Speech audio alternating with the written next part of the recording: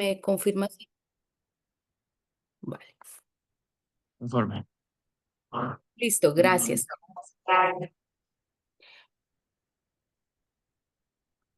Buenas noches.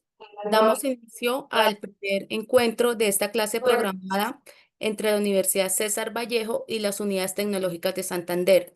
Hoy nos acompaña la ingeniera Silvia Villarreal, coordinadora del programa de Tecnología en Producción y de Ingeniería Industrial de las Universidades Tecnológicas de Santander. Ingeniera Silvia, buenas noches, bienvenida. Hola, buenas noches para todos. Un gusto pues estar acá en este espacio. Agradecerles al ingeniero Emanuel pues por darnos este espacio dentro de su clase, a la ingeniera Edna por también promover esos espacios. Yo creo que es una experiencia que a uno pues difícilmente se le va a olvidar y que precisamente nos muestra que somos profesionales globales y cómo hoy en día la internacionalización y el cómo escuchar lo que están haciendo otros nos puede nutrir. Entonces, pues principalmente quería acompañarlos al principio de la sesión para agradecerles el espacio e invitarlos a que lo aprovechen. De pronto no vamos a tener otro espacio como este en toda la carrera y pues es importante que escuchemos otras voces, escuchemos otros profesionales y que sigamos fomentando pues precisamente esa educación internacional. Entonces, eso era lo que quería y pues nuevamente agradecerle al ingeniero Manuel por darnos este espacio dentro de su sesión de clase. Gracias, ingeniera Silvia. También nos acompaña el ingeniero Emanuel Cotrina, quien es el docente encargado de la sesión del día de hoy, cuya temática es relacionada con gestión de proyectos de inversión social. Específicamente, el nombre de la clase de hoy es Gestión de proyectos de inversión, una visión estratégica para América Latina. Quien les habla, Maritza Corredor, quien les dirigirá la clase, el próximo encuentro, el martes en horas de la mañana. Están cordialmente invitados. Me uno a las palabras de la ingeniera Silvia. A todos los estudiantes los quiero invitar a que seamos partícipes de este valioso momento. Es una apertura a lo que es ser un profesional global. Muchas gracias, ingeniero Emanuel. Está en el auditorio es tuyo. Bien, muchísimas gracias. Voy a bajar un poquito el volumen aquí para que no se rompe.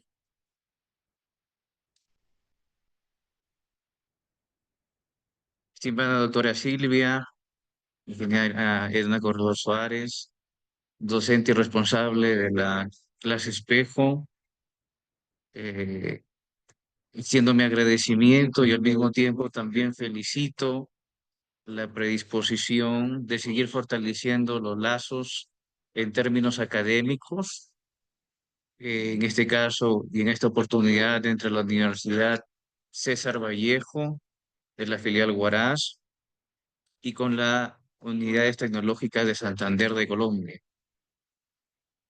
con quien vamos a poder desarrollar estas clases de espejo, con nuestro querido y hermano país, con quien ya también hemos desarrollado sesiones anteriormente. Un saludo también fraterno para nuestros queridos administradores de la UCB filial Huaraz que nos acompañan el día de hoy, para nuestros queridos ingenieros industriales, también de la Universidad César Vallejo, la filial Huaraz, y nuestros queridos también ingenieros que nos acompañan de diferentes especialidades de las unidades tecnológicas de Santander. A todos ustedes, pues bienvenidos a esta primera clase espejo que tenemos y que lleva por título Gestión de proyectos de inversión, una visión estratégica para América Latina. Bien, quisiera aprovechar el inicio de esta sesión para resaltar las características que hoy en día, desde el punto de vista de mi experiencia, viajando a diferentes países de América Latina y también en otros continentes, he podido recoger para hacer una reflexión en voz alta, todos juntos, acerca de esta temática, para la cual también se me ha invitado y poder exponer según mis criterios y lo que yo aprecio en base a experiencias en trabajos en el sector público, en el sector privado. Vamos a ver cómo la gestión de proyectos de inversión es más que un aspecto político, más que solamente manejar herramientas y metodologías, y más que solamente el manejo o el control de nosotros como profesionales en nuestras diferentes áreas que tengamos. Entonces empiezo, como ingeniero propio me corresponde mostrar cifras. Podemos ver aquí en la presentación el PBI, Producto Bruto Interno, América Latina y el Caribe del año 2024. Son cifras que se respaldan en millones de dólares estadounidenses. Se han colocado las principales economías que forman parte de esta región y como podemos apreciar, dentro del top 6 está Perú, Chile, Colombia, Argentina, México y Brasil. Brasil como la primera potencia de nuestra región, la cual conocemos, tiene industrias bastante fuertes, posicionadas también con sus productos en diferentes partes del mundo. Y más allá de que haya una diferencia abismal de repente entre las top 6 economías de América Latina, en la que se encuentra tanto Perú como Colombia, y en el resto pues haya unas cifras y una diferencia bastante significativa, tienen muchas cosas en común referente a las actividades económicas. Todos los países que se encuentran aquí en América Latina tienen empresas relacionadas al sector agrario, al sector pecuario, manufactura, minería, ganadería. Argentina resalta con la soja, al igual que Brasil o la soya. Las carnes de los bovinos o vacunos, que son bastante reconocidas y exportadas a diferentes partes del mundo, incluido Perú, a pesar de que nosotros también tenemos producción, pero vivimos de importaciones y exportaciones y de consumo local. Colombia, con su café muy característico, conocido en el mundo tan rico, como por aquí me tomé un hilo hace rato, para recargar las energías para hacer esta clase de espejo. Perú también tiene muy buen café, pero el más conocido es el café colombiano en el mundo, ¿no? Tenemos la bendición en esta región de que todas nuestras tierras son riquísimas productivamente hablando. Dan productos únicos por los climas que tenemos y la calidad de suelos que no se ven en otras partes del mundo, ya sé que estos países que son top 6, por ejemplo, en América Latina, puedan tener el común denominador de resaltar o ser potencias en los sectores que acabo de mencionar.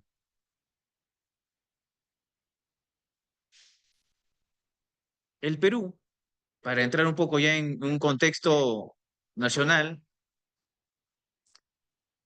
refleja un crecimiento económico en el Producto Bruto Interno en los últimos años que va entre 2 puntos y tantos, 5 puntos y tantos, lo cual es un buen indicador de crecimiento en la economía, a pesar de que hay situaciones políticas que afectan mucho la imagen del país, y lo cual voy a explicar más adelante. Me voy a permitir hacer una reflexión de los temas políticos y cómo influyen en la gestión de proyectos y también en la efectividad de cada uno de estos.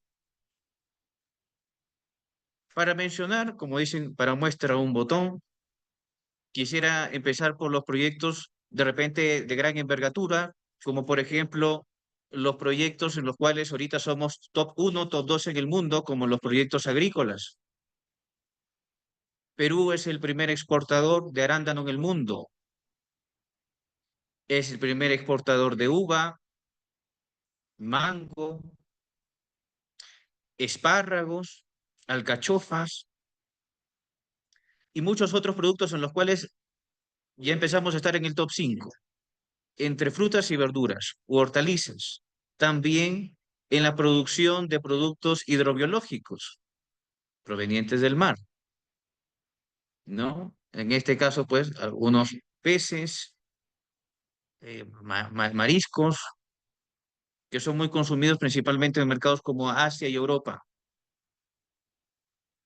Tenemos grandes proyectos mineros. Para caracterizar un poquito más al ámbito local, aquí en la filial Huaraz que nos encontramos en la universidad, en la región de Ancash, esta región está compuesta del 100% de sus exportaciones, 80 corresponden al sector minero energético. Es decir, Ancash mayormente vive de las exportaciones de este sector. El 20% restante abarca pesca, agricultura, manufactura, turismo y otros servicios.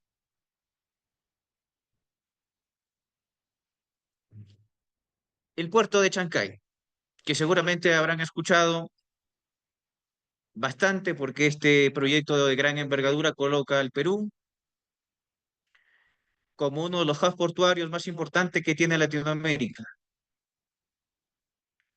Posiciona al Perú también como un nexo o una conexión de los otros países que son exportadores o son proveedores para un mercado tan grande como el asiático, donde el socio principal es China.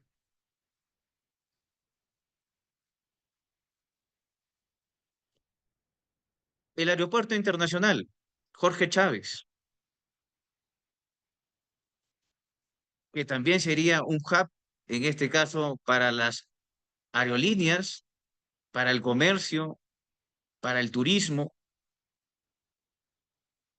Es un proyecto de gran envergadura. Están ahorita utilizándolo en las primeras pruebas que están realizando para que luego se inaugure en junio ya todos los vuelos y con toda su capacidad.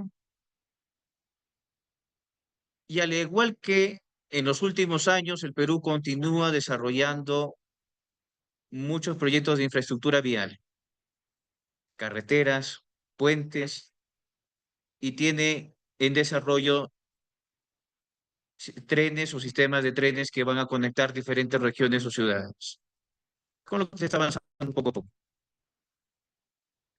Pero ¿qué sucede aquí? Si bien son proyectos de gran envergadura, son proyectos que requieren gran inversión y tienen gran impacto, hay algunas circunstancias o situaciones donde uno dice, ¿por qué no son tan eficientes o no son tan efectivos estos proyectos como de repente en el objetivo o el propósito se plantea? Un aeropuerto internacional, el más importante que vamos a tener aquí en la región, que va a estar en Lima, Perú, pero sin embargo, cuando ejecutan el proyecto, viene con demora tras demora, aplazando los plazos de entrega del proyecto y de la inauguración. Así ya hemos tenido 3 reprogramaciones de la inauguración de este proyecto emblemático. Y no solamente postergaciones, sino también, por ejemplo, infraestructura insuficiente. ¿Cómo podríamos hablar de un aeropuerto internacional que no tenga un espacio para velar por la seguridad de los pasajeros, para velar por el control migratorio? No tiene una oficina donde esté migraciones que pueda entregar pasaportes de emergencia. Y podríamos hablar de mucha otra casuística en cuanto a las deficiencias que presenta este proyecto, que es un aeropuerto internacional. Poniendo en contexto, este proyecto fue generado en una hoja de papel, o sea, fue planificado hace más de 24 años. Han demorado más de 24 años en pasar del papel a decir, vamos a ejecutar este proyecto porque es necesario.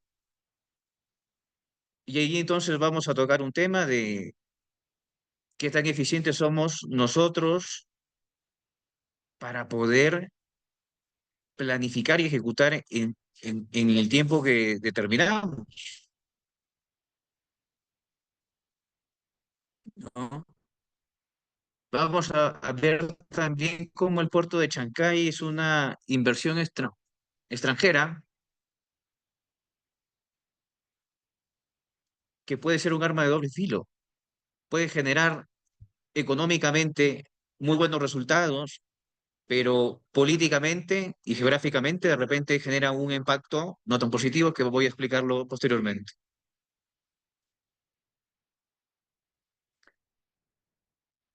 A estas alturas no podemos sacar de nuestra visión y nuestro panorama al gigante asiático, la segunda economía más importante en este momento del mundo, que yo visiono, que tal vez en 4 o 5 años sea la primera en el mundo, hablando desde el punto de vista económicamente, ¿no? Del Producto Bruto Interno. Para poder identificar cómo China tuvo una transformación, porque no es la China que conocemos ahora a la que existió hace 50 años atrás, me permito hacer un análisis de qué fue lo que hizo este país a través de sus gobernantes para lograr ser la segunda economía del mundo a la actualidad. Todo empieza desde un cambio de gobierno cuando asume el expresidente Deng Xiaoping en 1979. Aplicó algunas reformas que el día de hoy tiene un impacto y es visible el resultado donde posiciona a China como este gigante. Antes de Deng Xiaoping era China un país aislado que no tenía la posibilidad de abrirse a un mercado internacional, fabricaban para ellos, vivía la gente del campo, la producción agraria era la que generalmente primaba en ese entonces. Y Deng Xiaoping, consciente de las diferencias y la pobreza que existía en su país, tomó la iniciativa de viajar y conocer el mundo, abrir las puertas, abrazar un mercado internacional. Uno de los primeros países a los cuales visitó fue Estados Unidos, donde su homólogo, el presidente de ese entonces, vio una oportunidad en China para poder tener sus centros de manufactura. Es decir, las marcas de Estados Unidos vieron una oportunidad de mano de obra barata en China. Y China vio una oportunidad de decir, mira, vamos a tener oportunidades de trabajo para nuestra gente que vive en la pobreza y que ya no viva solamente del campo, que se acostumbre a la tecnología. Viajó a Japón de Xiaoping y a través de los medios de comunicación mostró a su país qué tan común era tener en Japón un refrigerador, una cocina, cosa que para ese entonces en China era muy difícil encontrar en un hogar. Mostró la realidad de cuán atrasada estaba China cuando conoció los trenes de alta velocidad, 250 kilómetros por hora que tenía Japón, vio que había una diferencia abismal en cuanto a la tecnología. Entonces empezó a hacer una serie de reformas.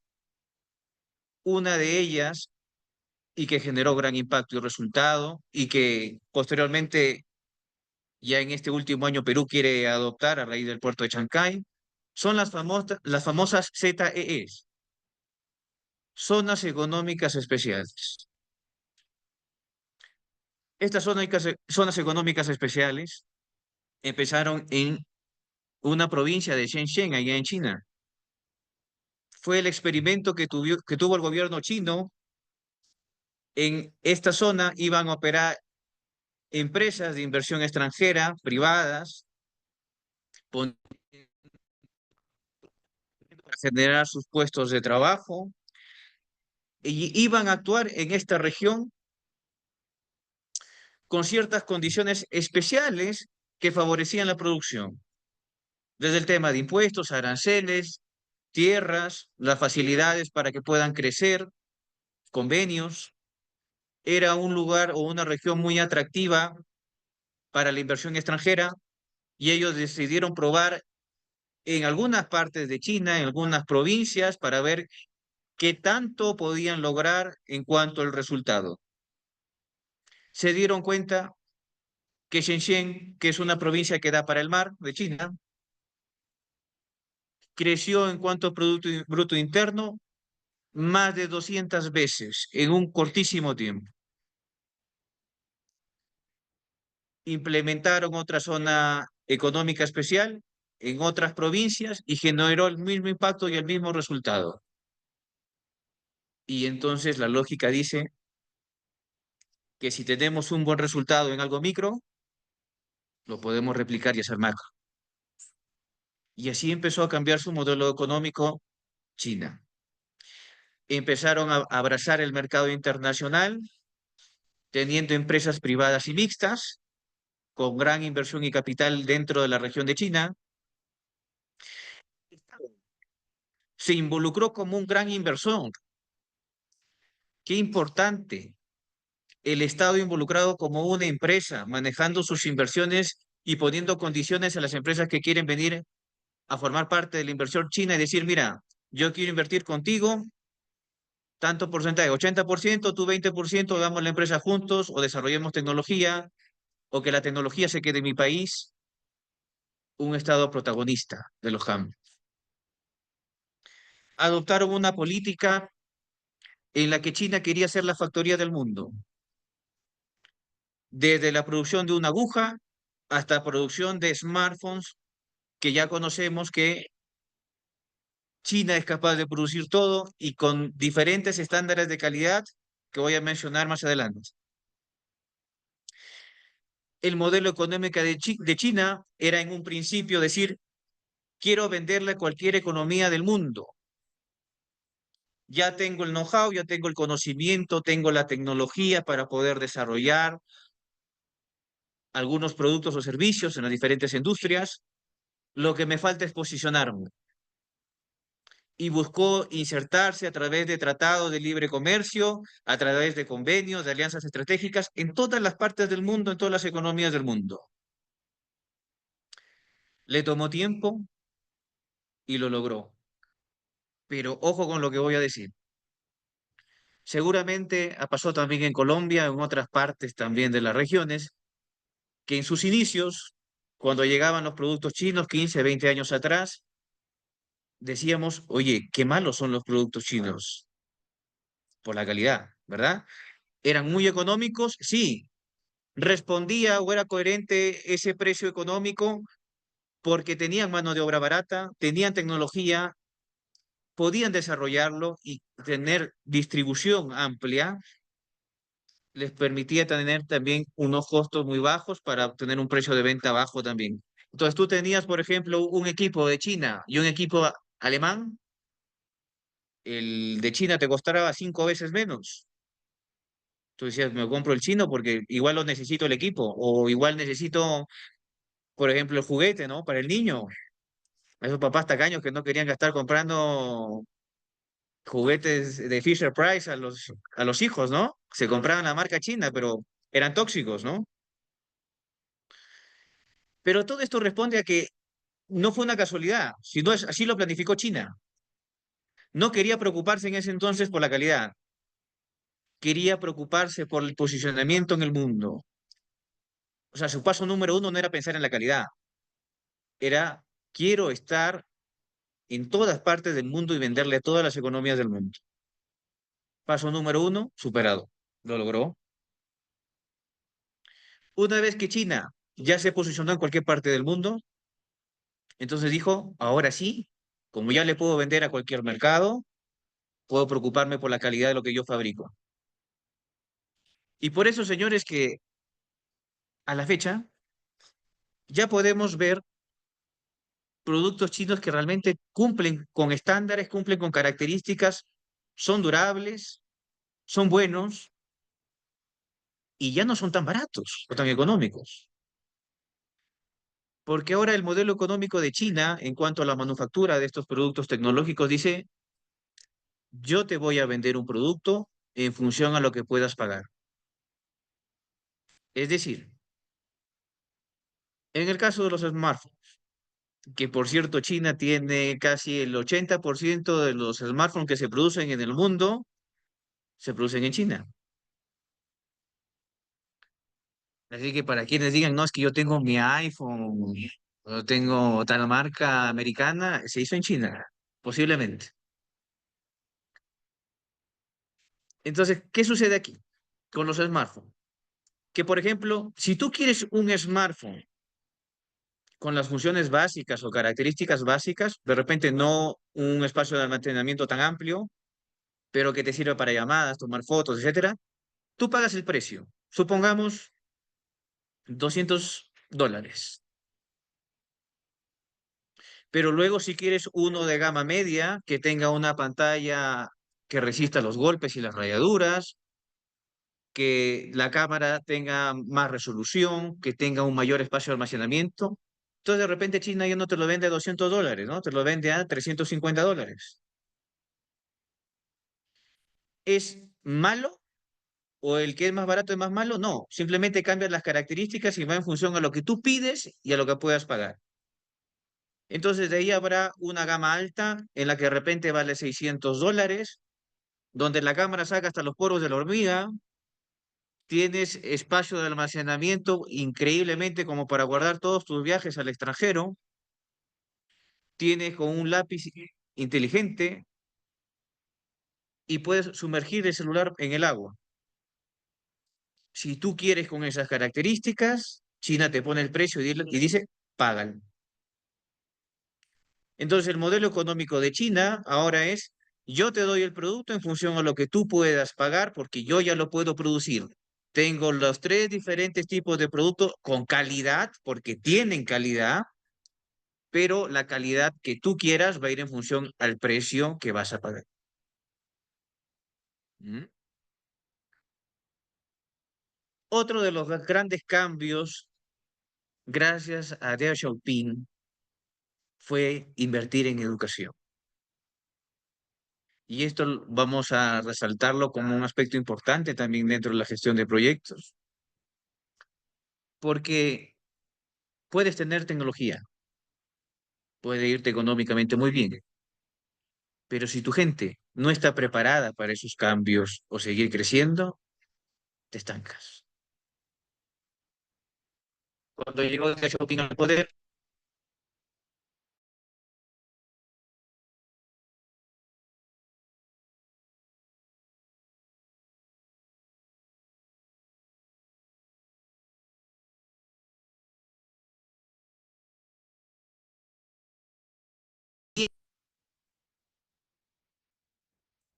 se pausó, creo, hola. Ya te escuchamos, ingeniero. Sí te quedaste en un bucle, pero ya te estamos escuchando.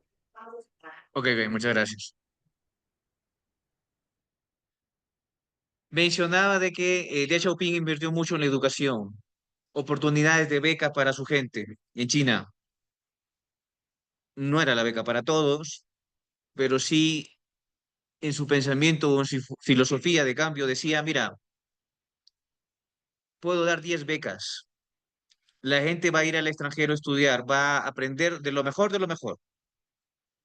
Seguramente muchos de ellos no volverán a China para aplicar el conocimiento aprendido en el extranjero, porque eso pasa mucho en Latinoamérica. Becan a una persona que quiere ir al extranjero y esa persona se queda en el extranjero, encuentra trabajo allá, ya no regresa a su país, la inversión se perdió, porque ese conocimiento que aprendió se quedó en aplicación en el extranjero y ya no retornó al país esa inversión para que aplique el know-how o enseñe o entrene. Por eso es que algunos países aplican una política de retorno, ¿no? Mira, yo te beco, pero ese conocimiento a través de las universidades dictando clases, explícalo, ¿no? Dalo, bríndalo, una labor social. China hizo eso y la filosofía de Deng Xiaoping dijo, si yo mando 10 estudiantes y solamente vuelve uno, para mí será éxito, porque ese uno generará cambios.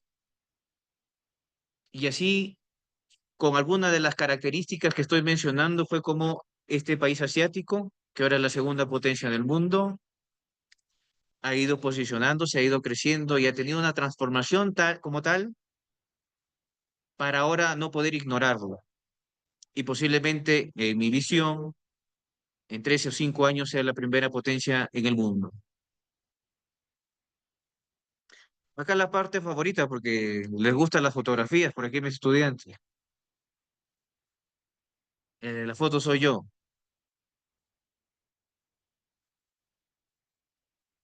Lo puse estas fotografías para recordarme en el año 2019 yo estuve en China. Visité específicamente Shanghái y Pekín. ¿Cómo, desde el punto de vista de la competitividad, podríamos empezar a medirnos a los países en Latinoamérica? Habría que entender en principio qué es competitividad. Si lo tuviéramos que explicar en palabras sencillas, diríamos que competitividad es compararse. Es decir, ¿qué tengo yo que no tiene el otro? O viceversa. ¿Por qué me prefieren a mí? ¿Por qué me escogen a mí? ¿O por qué destaco?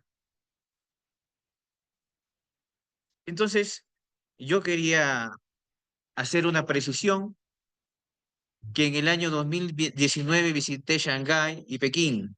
Pekín, la capital, que también le dicen Beijing. ¿Por qué digo Pekín?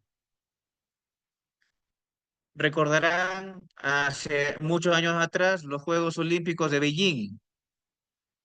Ese nombre lo pusieron los chinos en función a su alfabeto. Se hizo tan famoso el decir voy a los Juegos Olímpicos de Beijing que se olvidaron que el nombre ya era, no era Pekín, sino era, bueno, era Pekín. Se olvidaron de que el nombre era Pekín de la capital y se quedó como el nombre de los Juegos Olímpicos de Beijing. Entonces dicen la capital, Beijing. Pero la RAE no lo reconoce hasta la fecha como Beijing a la capital de China, sino Pekín. Sino que la explicación es por los Juegos Olímpicos, ganó un gran reconocimiento ese nombre y la gente empezó a decir, bueno, vamos a Beijing, vamos a Beijing.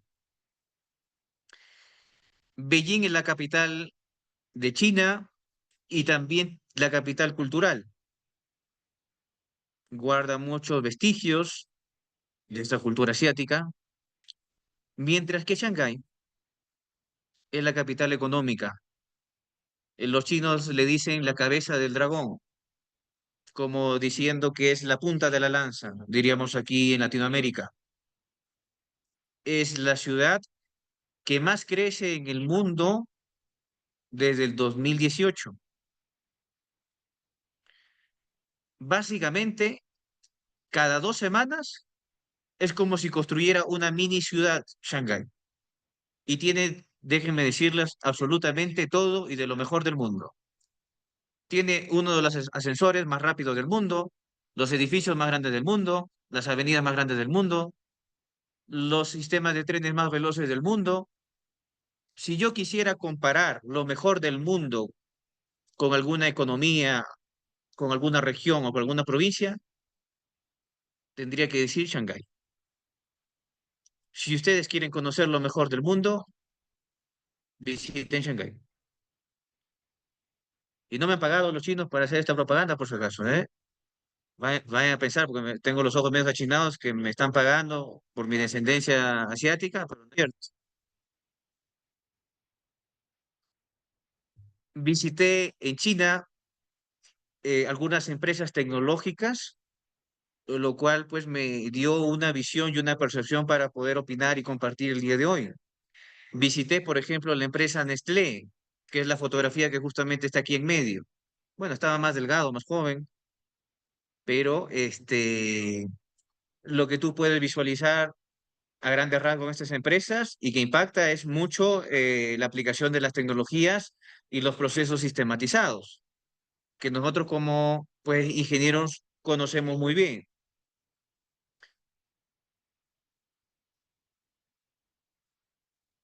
La fotografía de la parte inferior de la izquierda justo coincidía con un aniversario que tenía la Pekín. Yo estudié en la Universidad de Fudan, en China. Esa foto es ahí en las instalaciones de la universidad. Cursos ligados a economía y a proyectos, curiosamente. Visité también la planta de Volkswagen, visité la planta también de Baosteel, que es la segunda empresa más importante del mundo en cuanto a la producción de acero. Y mira, un dato curioso de cómo va avanzando la gestión de proyectos en China, apuesta mucho por la mano de obra que en su momento, años atrás, fue su principal soporte para las empresas manufactureras. Recordemos que China empezó con mano de obra barata y esa era la punta de la lanza para ellos en cuanto a definir sus precios. Y ahora están apostando mucho por tener tecnología, hacer sus procesos automatizados, lo cual también redunda en tener costos bajos cuando haces productos en escala. Ya no pagas personas que se enferman, que tienen un descanso médico. Hay personas que, por ejemplo, como los operarios, necesitan eh, pues tener una indemnización o a través de, por ejemplo, si es que trabajar en un área donde cargan peso, utilizar máquinas, no, y ahora solo todo lo hace un brazo robótico, todas las partes operativas, brazo robótico. Solamente en estas empresas como Bao Steel, que son de las mejores del mundo, tienen a las personas que toman las decisiones. Lo demás está generalmente automatizado. En el 2019, cuando me reuní con los jefes de producción de Bao Steel, me comentaban que anualmente, mira, en el 2019, 14% de todo el personal que tenía Bao Steel era despedido, justamente porque automatizaban procesos. Anualmente despedían cerca del 14% del total de empleados. Entonces son grandes transformaciones tecnológicas, pero que también tienen un trasfondo, perdón, a veces social. Y esas decisiones los tomamos a veces los mismos ingenieros o los administradores. Cuando nos hacemos cargo de un sistema y tenemos que ver que la empresa sea más rentable, que el sistema sea más eficiente. ¿Mm? Nos va a tocar entonces lidiar con un tema social y vamos a tener que poner en balanza qué es lo que tenemos que decidir en función también a los valores y a la priorización que tome la empresa. En la imagen de la derecha, creo que todos conocen, es una de las maravillas del mundo, la muralla china, en Beijing. Ay.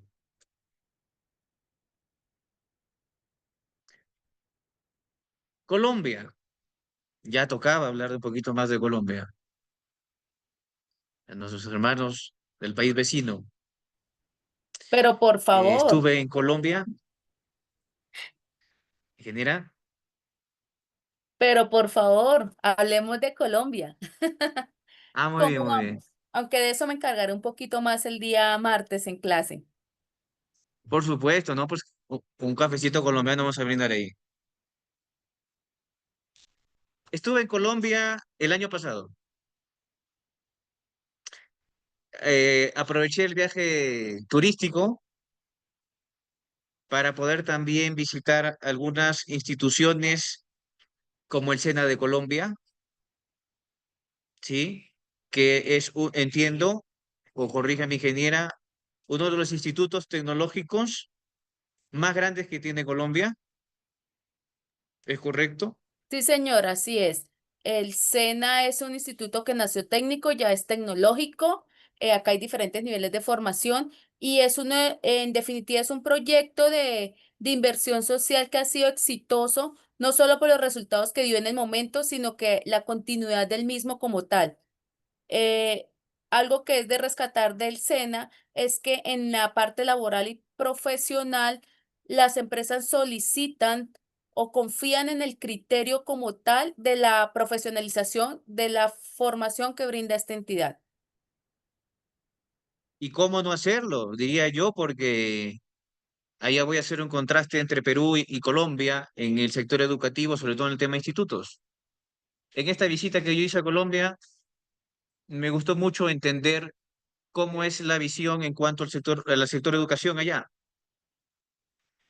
Mientras que aquí en el país, en el Perú, nuestros políticos, nuestros congresistas se encargan de aprobar cada vez más licencias, más permisos, más facilidades para nuevas universidades. Qué diferente es la filosofía en Colombia, cuando, por ejemplo, este instituto, el SENA, yo pregunté, ¿cuántas sucursales tiene este instituto? Me dijeron, mire, ingeniero, tenemos 117 sucursales en las diferentes partes del territorio colombiano.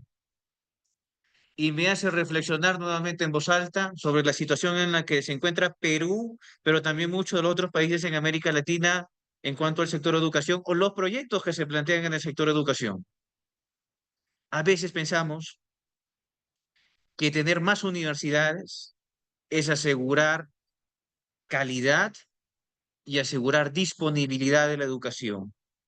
Qué gran error. El SENA de Colombia nos demuestra o nos da un pequeño indicio que, por ejemplo, Colombia no necesita tener tantas universidades o tantos institutos. Necesita tener pocos, asegurar o garantizar que esos pocos son buenos y que esa institución que es buena se multiplique a través de sucursales para poder hacer la educación más democrática. Y no al revés y decir, ¿sabes qué? Tengamos 200 universidades para tratar de asegurar calidad o tengamos una cantidad amplia para poder llegar a más personas y que tengan acceso a la educación. Es una visión muy diferente. Es tener menos universidades, menos institutos para asegurar que esas que son menos realmente cumplen con estándares de calidad para luego poder estas universidades multiplicarlas. Y no pensar al revés y decir, tengamos más universidades. No es así. Entonces hay una crítica, pues, por si alguno de ustedes se vuelve político, por favor, espero que lo tomen en cuenta. También aproveché que este viaje a Colombia para conocer cómo desarrollaban las clases en el SENA. Qué curioso y qué bonita experiencia. Ojalá que eso también se pueda ver cada vez más frecuente, reflejado en Perú o en otros países de Latinoamérica. Encontré en Colombia, en uno de los laboratorios que tenía en una carrera, creo que era producción textil o algo relacionado a ello, a un empresario del mismo sector, del sector textil, que curiosamente estaba desarrollando una investigación que era financiada por el Estado. Estaba desarrollándolo en las instalaciones del SENA esa investigación. ¿En qué consistía? Estaba desarrollando un nuevo tejido que permitía tener una reutilización de la cáscara y de las hojas de la piña. Yo dije, oye, qué interesante que estaban haciendo ovillos y telares con esa muestra o ese invento que tenía este empresario colombiano en el sector textil. Conversando con él, me hizo una confesión. Me dijo, ingeniero, Perú nos gana, nos lleva muy por delante en el sector textil, pero le falta algo que Colombia sí tiene, investigación. Qué punto tan importante hablar sobre la investigación, porque a veces pensamos que la investigación solamente es responsabilidad de la academia, pero a veces vemos que también puede estar involucrado el gobierno, la empresa privada, la empresa estatal, la voluntad también de la gente.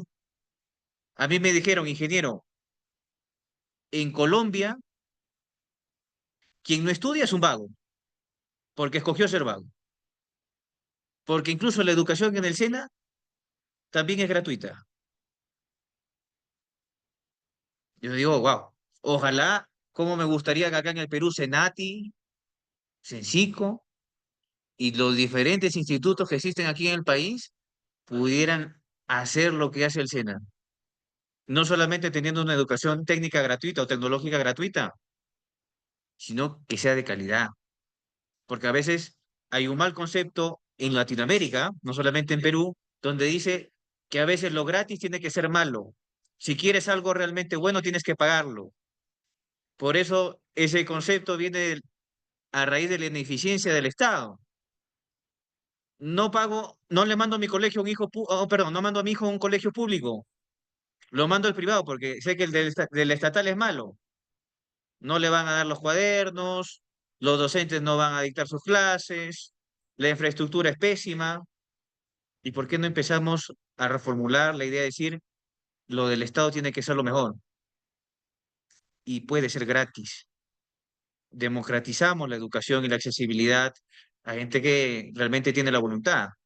Cuando esa filosofía se cambie, entonces nos daremos cuenta que realmente la gente que no quiere crecer depende exclusivamente y únicamente de su responsabilidad, porque las oportunidades sí están disponibles. La educación puede ser gratuita y puede ser buena.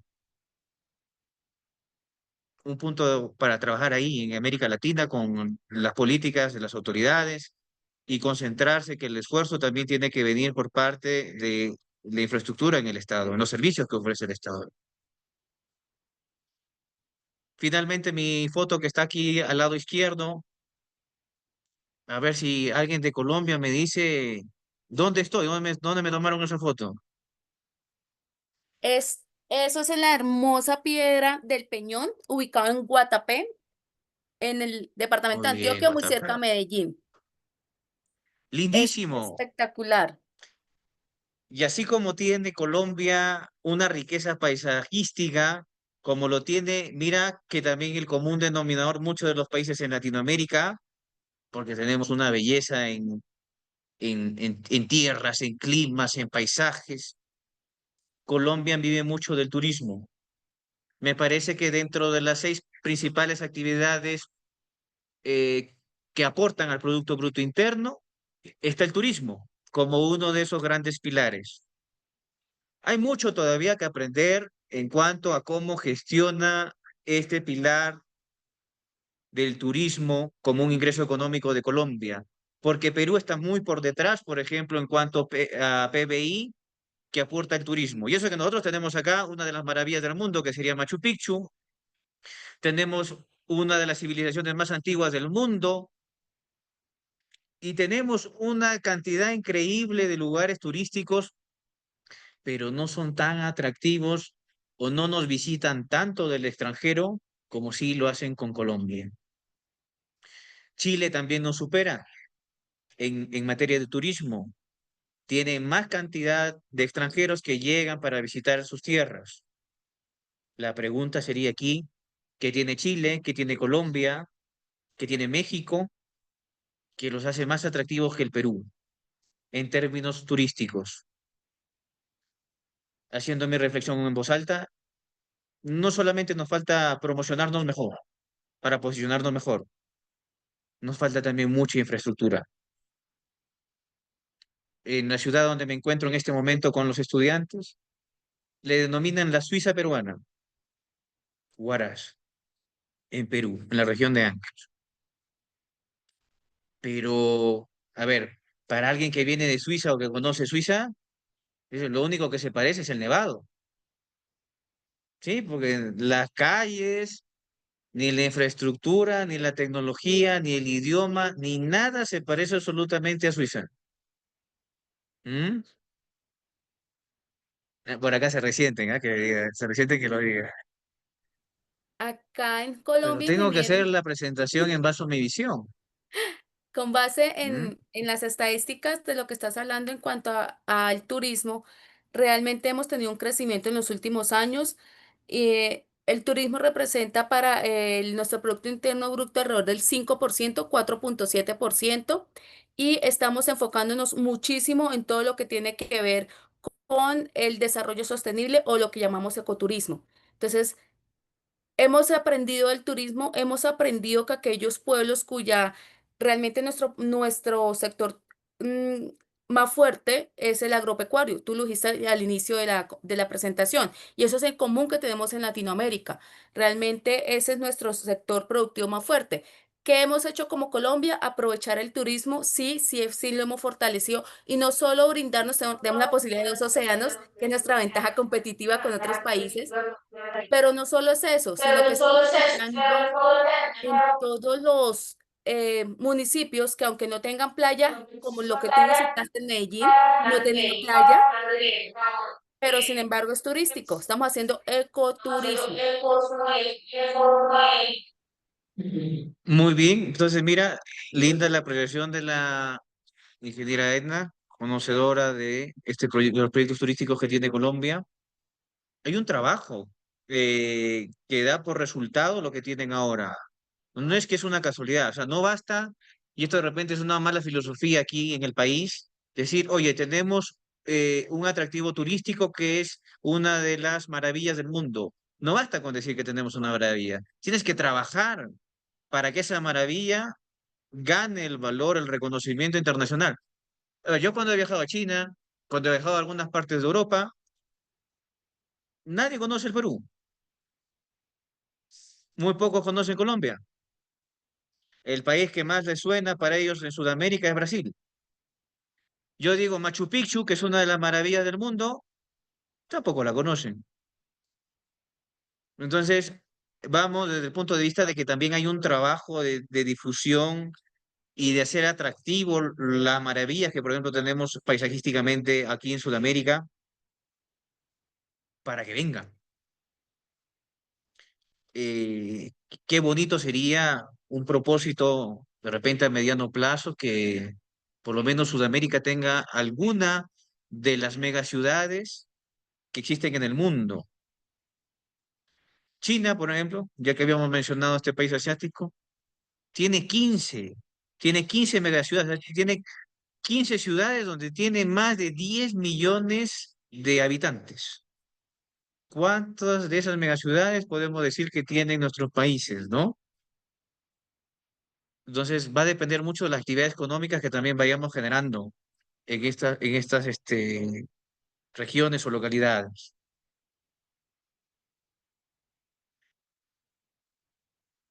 Bien, ¿cómo es que China puede tener mejores resultados versus algún proyecto que se genere en América Latina, a pesar de que puede ejecutar China el mismo presupuesto para ese proyecto que nosotros?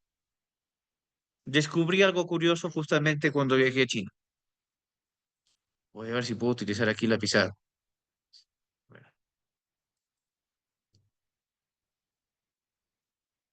sí, ya está. Sucede lo siguiente. Supongamos que queremos hacer un proyecto social que sería, por ejemplo, construir una carretera que una dos pueblos. Lo voy a explicar cómo lo harían en China y cómo comúnmente lo podríamos hacer en América Latina, y especialmente aquí en Perú.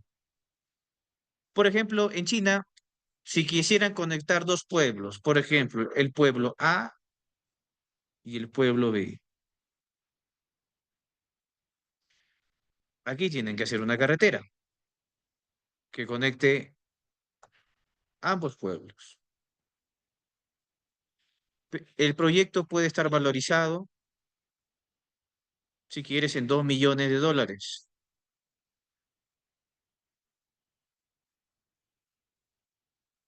Pero ¿qué hace China que no hacemos nosotros?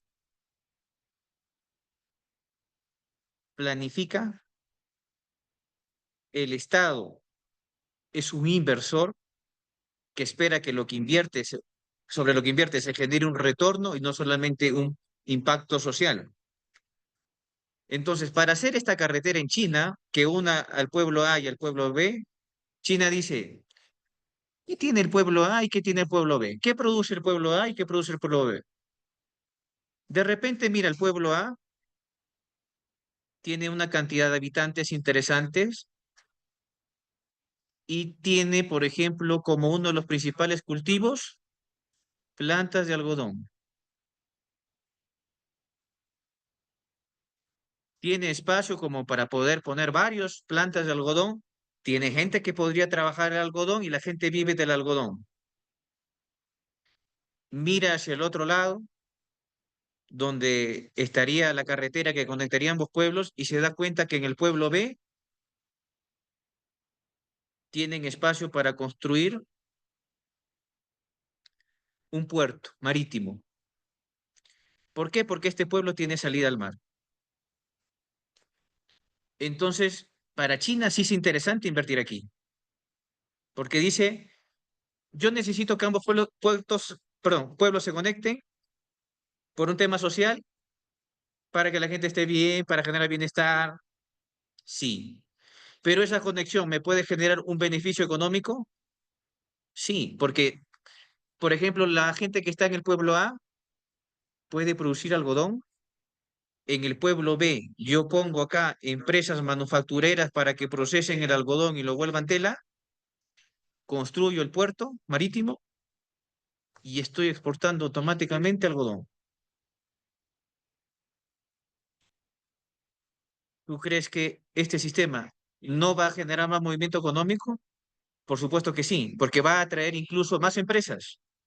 Empresas de transporte que van a transitar esa ruta, empresas manufactureras, empresas que vendan la tecnología, luego van a necesitar empresas de publicidad, van a necesitar llanterías, centros de mantenimiento y así sucesivamente. Van a necesitar más empresas que dinamicen la economía y ese pueblito que antes era pobre y que no tenía conexión con el otro pueblo y que solamente de repente vivían del consumo agrícola, ahora se vuelve un potencial económico. ¿Cuánto invirtió el Estado? 2 millones para hacer esa carretera. Lo demás lo hizo el pueblo, las empresas privadas que le pusieron una propuesta atractiva para poder invertir o construir el puerto o poner los centros de manufactura. Esa es la realidad en China para gestionar un proyecto o invertir. Pero ¿qué nos pasa aquí en América Latina? Tenemos el mismo presupuesto, 2 millones de dólares. Hay dos pueblitos que vamos a conectar. Y sobre todo aquí en el Perú, como utilizamos un término tan utilizado por los políticos, sobre todo, que dicen, vamos a cerrar brechas. Solamente lo han escuchado, hay que cerrar brechas.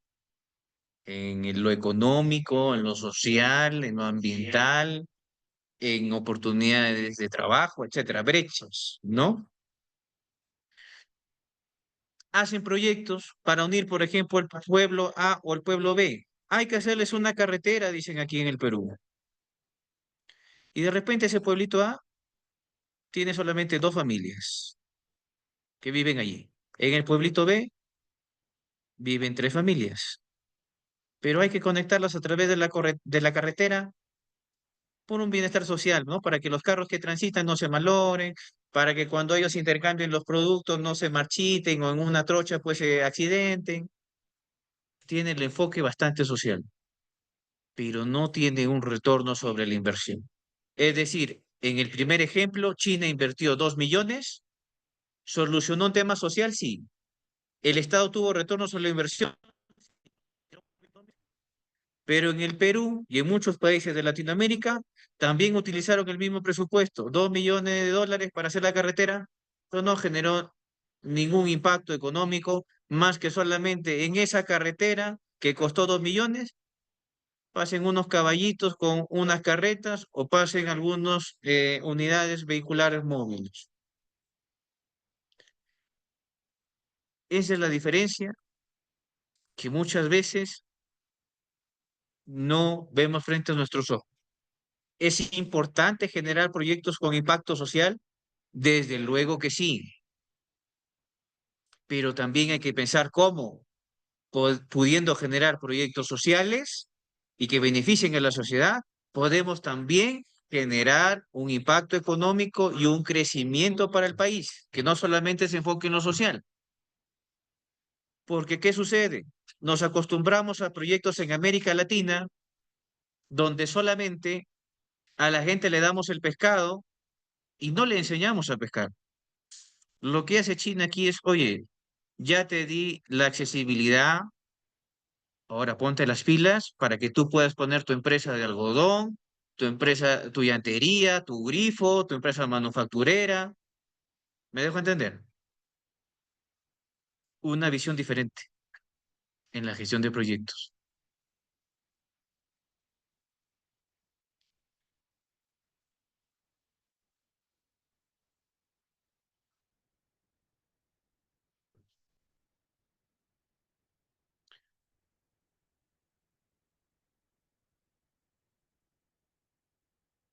Entonces, concluyo en mi reflexión sobre esta visión de los proyectos en América Latina, ¿qué aspectos, desde mi experiencia, necesitamos fortalecer? Nos hemos dado cuenta a través del tiempo con esta experiencia del país asiático como China, que la apertura, abrir los brazos a mercados internacionales es completamente necesario. No podemos vivir como un país aislado, como de repente hay otros países aquí en Latinoamérica, Cuba, Venezuela, que escasamente tienen la posibilidad de crecer económicamente a raíz de la situación política que viven.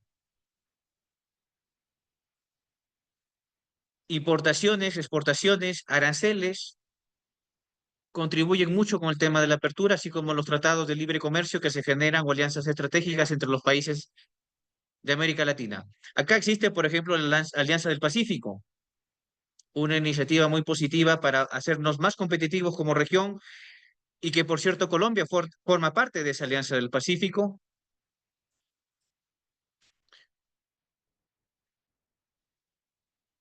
Recordarán, no hace mucho pasó este confrontamiento que tuvo Estados Unidos con China y con otros países también por el tema de los aranceles. Lógicamente, cada quien tiene una preocupación por priorizar su industria manufacturera o lo que producen y que esto se inserte en cada país. Se han dado cuenta en los últimos años que más la gente prefería comprar productos chinos que de los mismos Norteamérica.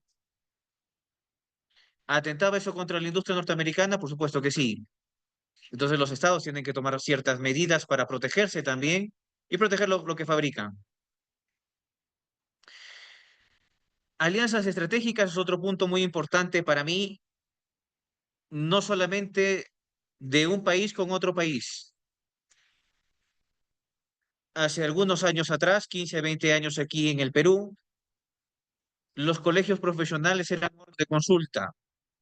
Colegios profesionales como el Colegio de Ingenieros, Colegio de Arquitectos, el Colegio de Psicólogos, eran entes que tenían una relevancia para que cada vez que se quería hacer un proyecto en el país, ellos, personal, con la experiencia que tienen todos estos profesionales que forman parte del colegio profesional, puedan dar su apreciación y puedan de repente cambiar el rumbo, el objetivo, la herramienta, el tipo de proyecto que está implementando el proyecto. ¿Por qué perder la posibilidad de aprovechar estos colegios profesionales que nos pueden dar ese soporte técnico para que los proyectos que nosotros gestionamos o que planificamos sean más efectivos, sean más productivos o lleguen a un mejor impacto? La investigación y la educación, otro de los pilares importantes en esta visión que tengo, porque puedes tener la tecnología, los equipos, pero si no tienes la gente preparada para estos cambios o para utilizar las tecnologías o no hay investigación, no van a progresar. También visiono de que es importante la actualización o implementación de sistemas de control y seguimiento de la inversión de forma eficiente. En nuestro país existe InvierteP, que esta plataforma nos permite a nosotros como peruanos conocer cuál es la cartera de proyectos y también sistematizar los proyectos y canalizarlos por diferentes modalidades de inversión.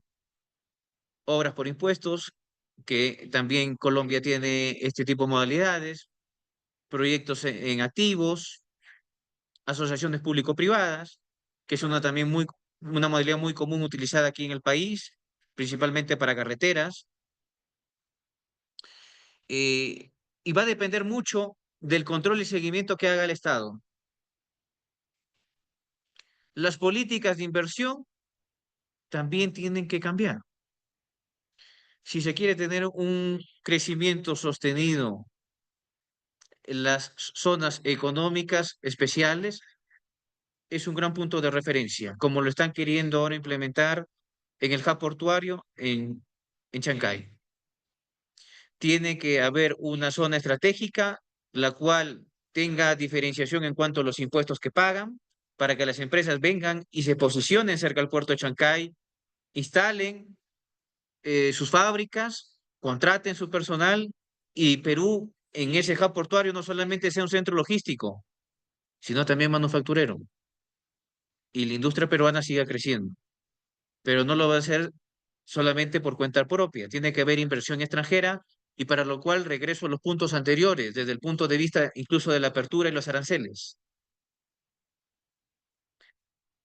Y un punto que nos adolece mucho, no solamente al Perú, Colombia, sino en América Latina y en muchos otros países, la corrupción.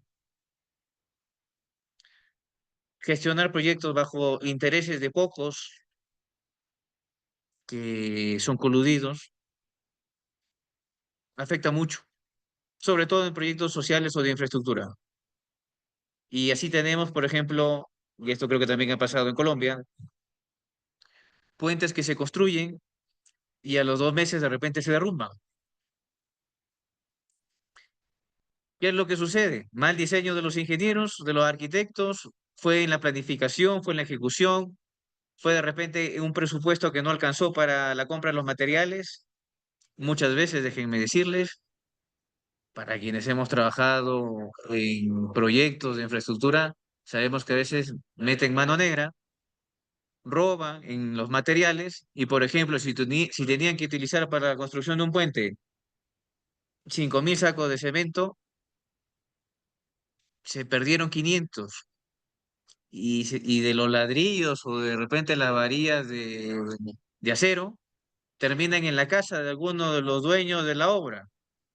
Y así como llegan a construir su segundo o tercer piso de su casa, lo hicieron con la plata del Estado, ¿no?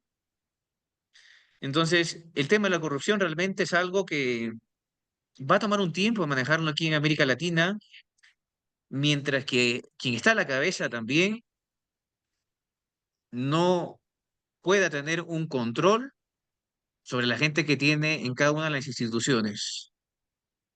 Van a tener que existir políticas más rigurosas, sanciones más rigurosas,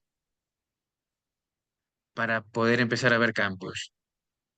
Pero mientras la persona que esté arriba ocupando el cargo máximo o la autoridad máxima en esta entidad del Estado, si es corrupta, no creo que implemente nada porque tampoco le conviene. Quisiera finalizar con una frase de El Bate Universal, nuestro poeta César Vallejo, que curiosamente lleva el nombre de nuestra universidad. Eh, Hermanos, hay mucho por hacer. Muchas gracias.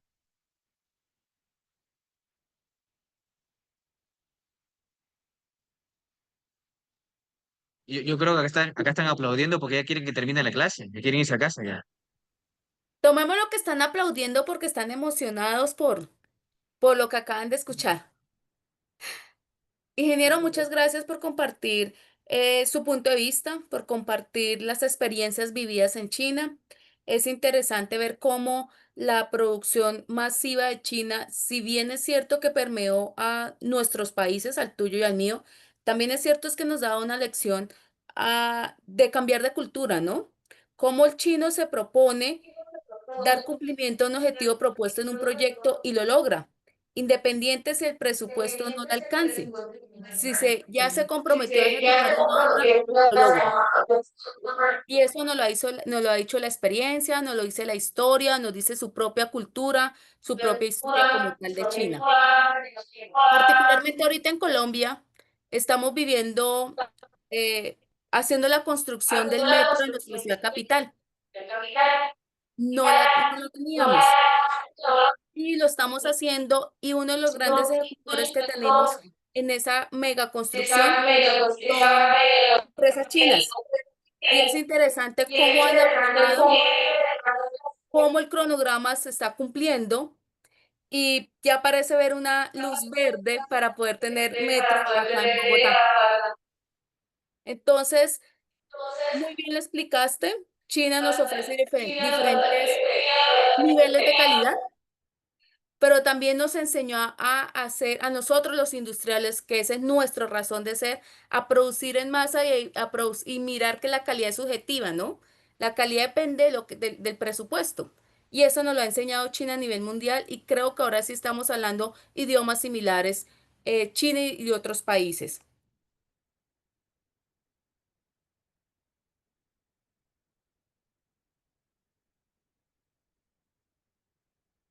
¿Estás muteado?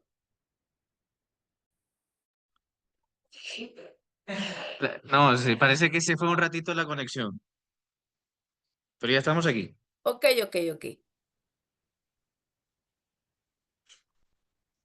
Bien, entonces, ¿le parece si iniciamos con la ronda de preguntas? Si es que hubiera alguna pregunta. Sí, por favor. Si hay preguntas en los estudiantes presenciales o hay preguntas en los estudiantes que están conectados mediante la Yo creo, virtualidad. yo creería que primero le damos el pase de Chalaca, o bueno, Ok, ahí dicen chilena, ok. a Colombia, a ver, para que participen nuestros futuros ingenieros industriales. Algunos de los estudiantes que están conectados por red en este momento a través de Zoom, me encantaría escuchar a algunos de los estudiantes de las UTS si tiene alguna connotación, alguna participación, algo que aportar o Mientras, alguna mientras pregunta. van generando la pregunta, Ajá. por favor, voy a recalcar de que en el chat del Zoom se encuentra el registro de la asistencia del día de hoy para la clase espejo. Por favor, que no se olviden, es importante para los registros que llevamos. Sí, señor, gracias. Gracias por recordarle a todos los participantes registrar la asistencia.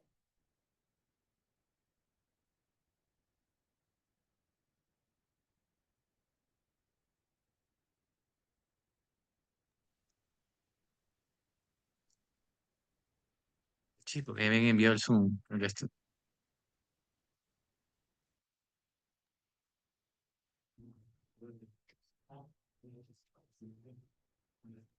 Ingeniera, si quiere que participen sus estudiantes, no veo alguna participación en el chat por el momento.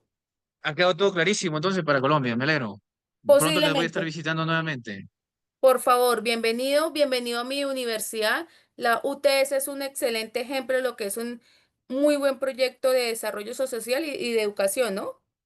La UTS es una universidad que hace parte de ese hermoso círculo de proyectos, proyectos de educación de proyección social.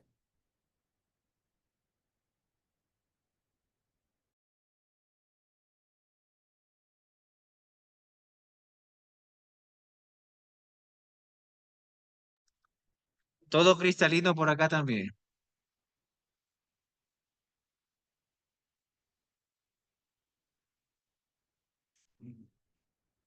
Bien, entonces de no haber preguntas, están preguntando. Ah, ok. Están preguntando por aquí por el chat. Primera pregunta de Nicole Piñeros. ¿Qué proceso conllevaría el estudio de un nuevo proyecto internacional? Me refiero a los análisis necesarios de rentabilidad en variación de zonas. Va a depender mucho, estimada Nicole, de qué proyecto es el que queremos realizar, en dónde lo queremos realizar, cuál es el propósito del proyecto. Ahora, hay un concepto de gestión de riesgos que se habla siempre con algunas metodologías y en algunas instituciones internacionales como el PMI, ¿no? El Project Management Institute. ¿Cómo gestionar el riesgo? Porque todo proyecto implica un riesgo, sea por la temporalidad, por el costo o por el alcance, que es la teoría de triple restricción también. ¿Qué necesitaríamos analizar referente a los aspectos de rentabilidad? Va a depender también del objetivo del proyecto. Si es un proyecto social que solamente cumple el fin social más allá que del económico, para un cierre de brechas, porque de repente es un proyecto de emergencia, de repente no va a importar la rentabilidad económica, no va a ser la prioridad, va a ser la satisfacción de los usuarios, de los clientes o de los beneficiarios del proyecto. Si es un proyecto de repente corporativo, una empresa privada, perdón, que quiere invertir en otro país, como por ejemplo una empresa peruana de ropa, quiere poner unas tiendas en Colombia, va a querer que todo sea rentable. No va a estar pensando tanto en el aspecto social. Y hay algunos indicadores de rentabilidad sobre la inversión. Creo que lo más común es pues la tasa del TIR, la tasa interna de retorno, ¿no? También habría que ver los costos de instalación. Si hablamos del punto de vista de marketing, el famoso CAC y otros indicadores más, ¿no? Muy bien, no sé si hay otra pregunta más.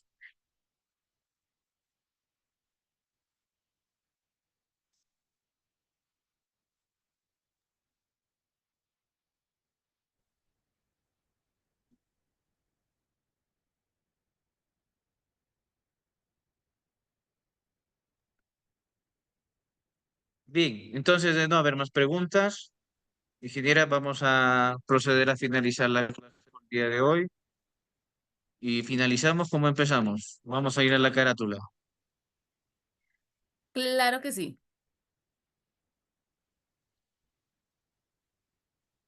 Ahí está mi dibujito, voy a sacarlo acá, mi explicación de la gestión de proyectos en China versus la de América Latina.